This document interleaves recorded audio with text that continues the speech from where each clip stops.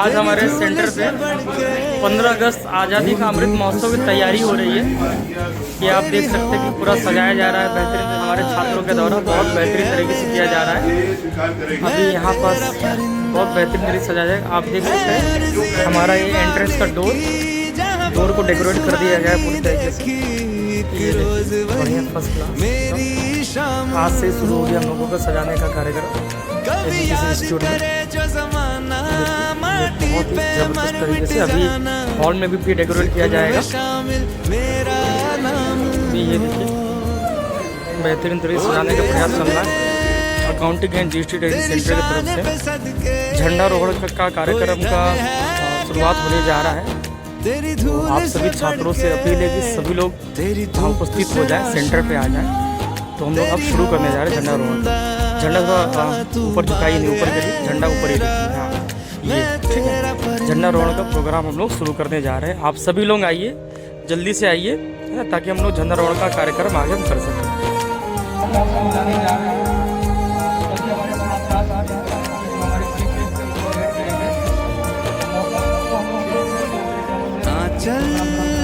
सचिन तेरा रहे रंग बिरंगा ऊंचा आसमां से तेरा तिरंगा जीने की इजाजत दे दे या हुक्म शहादत दे दे।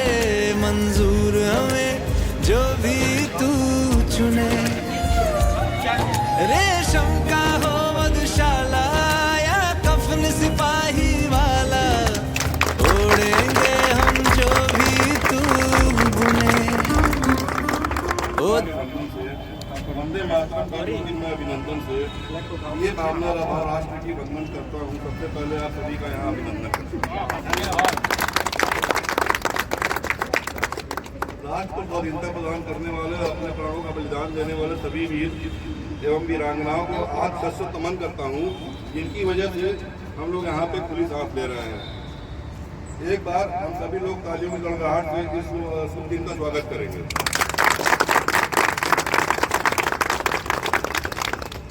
आज का कार्यक्रम बहुत ही सुनियोजित तरीके से मनाया जाएगा।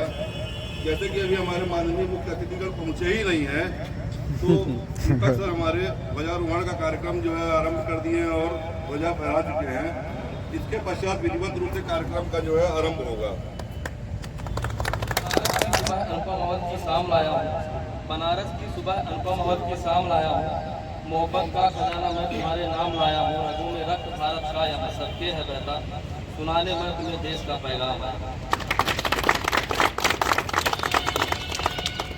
युगों युगों तक इस धरती पर भारत माँ की शान रहे। राम कृष्ण गौतम के वंशज वाली ये पहचान रहे।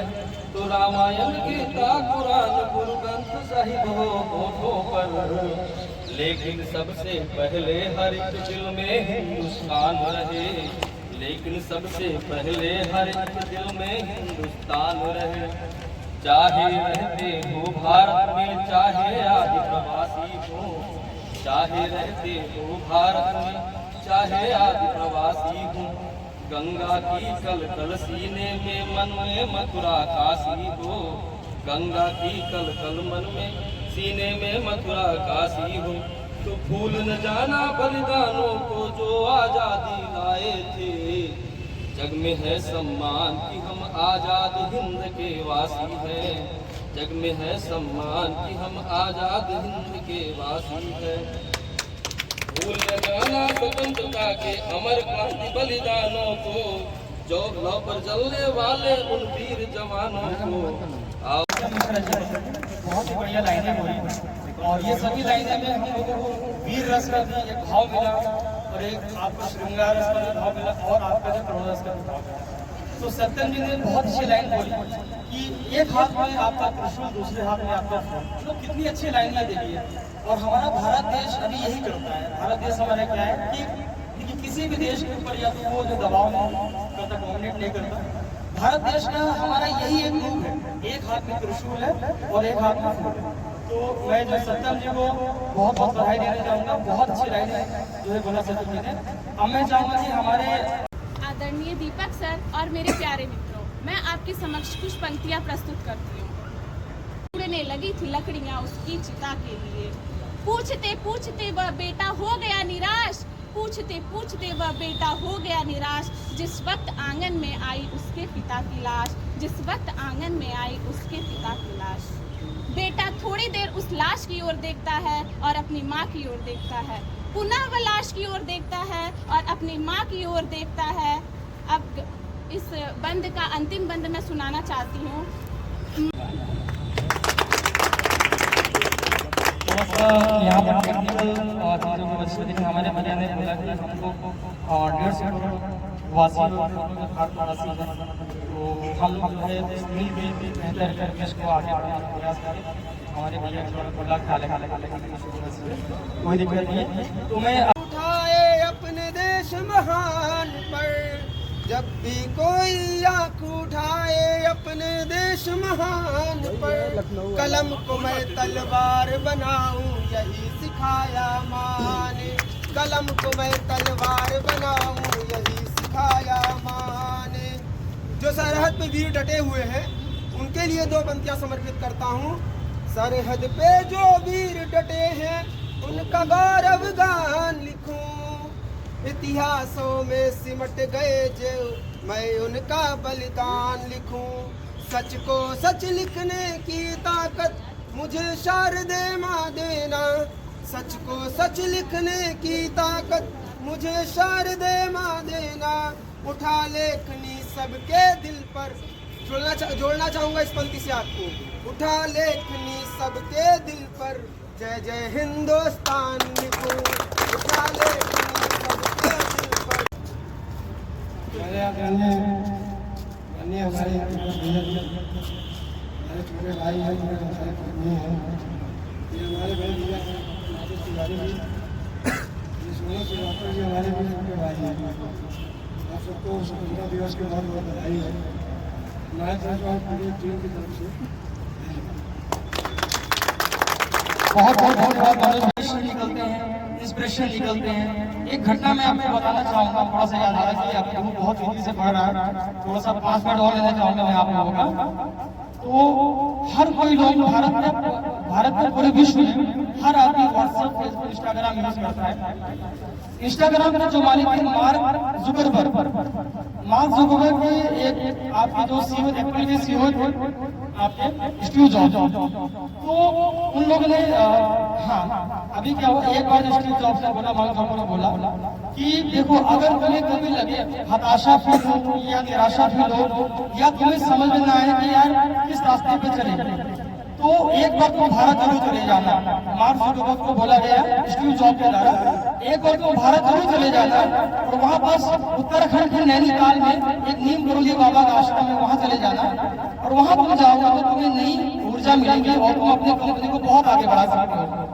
तो जब मार्क जुकरबर्ग आए, भारत में आए, तो आपकी कैची धाम आश्रम में आए और जब यहाँ से लौट के गए तो उन्होंने फेसबुक कंपनी को बहुत आगे बढ़ाया।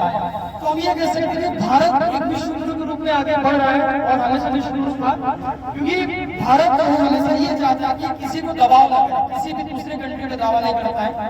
और हमारे भगवान श्री राम का आचरण ऐसा था, आप ये देखिए कि लंका में उन्होंने जो है जाके युद्ध किया, लंका के रावण को उन्होंने संहार किया, लेकिन लंका पे कब्जा उन्होंने नहीं किया, ना तो लंका पे कब्जा किया, ना तो कोई अपना वॉइस राइट कोई रखा, और वो लंका को किसी को सौंप किया, लंका को उन्होंने अपने देश में शामिल नहीं किया। तो हमारा भारत देश एकमात्र देश है जो विश्व शांति की रियल में बात करता है, क्योंकि ये बिल्कुल व्यवहारिक एक आपका एग्जाम्पल है। तो अभी आप बांग्लादेश का भी सीन देख सकते हैं, 1971 में बांग्लादेश को आजादी दिलाने में भारत के कई सेनाओं लोगों ने अपनी जान की बलिदान दिया, लेकिन सेना जब जानते किसी भी कंट्री में जब सेना जाती है तो ये एक प्रकार ट्रेड होता है, लेकिन फिर भी हमारी भारत की सेना वहाँ खून नहीं पानी है, जो देश के काम न आए वो बेकार जवानी है। तीनों आजादी का चोला पहने, देश में क्रांति का नारा बुलंद किए, वतन प्यारा था उनको जान से, हंसते हंसते सूली को गले लगाकर चल रही है।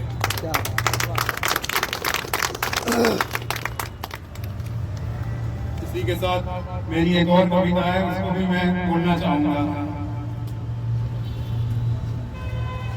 वो चंद्रशेखर आजाद पे है। दुश्मन की गोली का सामना हम करेंगे, आजाद हैं और आजादी रहेंगे। जियो तिवारी जनेऊ धारी, एक अकेला था सब पे भारी। नाम पंडित चंद्रशेखर आजाद तिवारी, देशभक्ति का जुनून चढ़ा के सिर्फ अपने गोली खा के, हिंदुस्तान की आजादी में संघर्ष का जीवन बिता के, अंग्रेजी हुकूमत के हाथों कभी खुद को न समर्पित किया।